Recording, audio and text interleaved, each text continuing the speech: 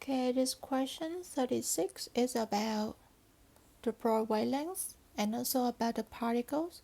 So it also belongs to the topic atomic structure.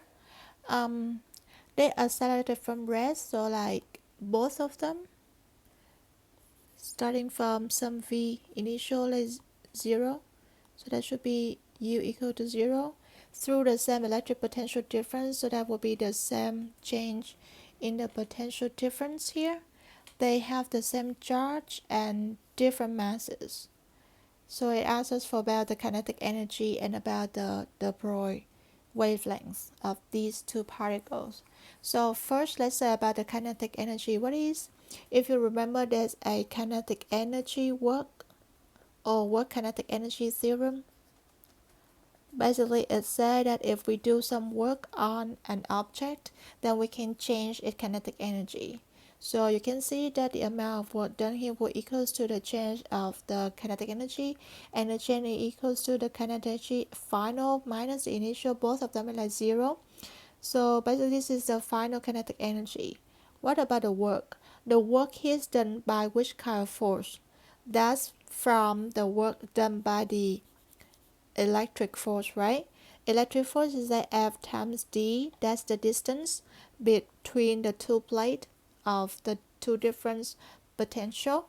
And the F here is actually QE, it only depends on the charge. So if they have the same charge, that should be the same force. If it's the same force, the same electric potential difference here, the same distance between the two plates, then the work to be the same. If work to be the same, then the same final kinetic energy, right? So first here we can only choose same or same, okay, not different. Second, the Broglie wavelength. What is the equation?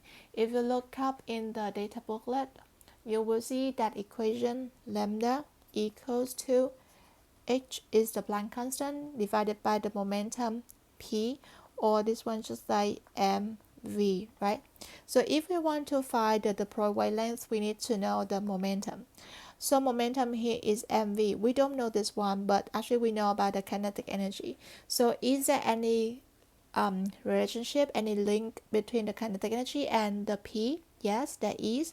Kinetic energy actually equals to 1/2 mv squared, and the momentum is actually mv. You see, it's strongly related. So how can we find the relationship? You can recognize that if you square this one, it will equal to to m squared and v squared, right? So if we want to make this one into these terms here, we just need to multiply with half, right?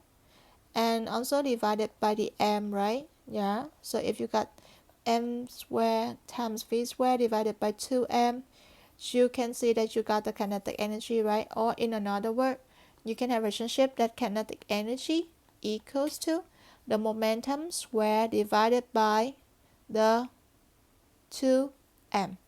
So if we got the KE, the kinetic energy, to be the same, but if you have a different masses, then the momentum should be different, right? If the particle have a higher mass, it should have higher momentum, even though they have the same kinetic energy. So that's why the Broglie wavelength should be different from each other. It's not the same. So that should be C. C is the answer. Okay. So again, for this question, this is the key to solve it. First one here, and this is the other one here, and also like this one here. Okay. Please let me know if you have any question. Thank you.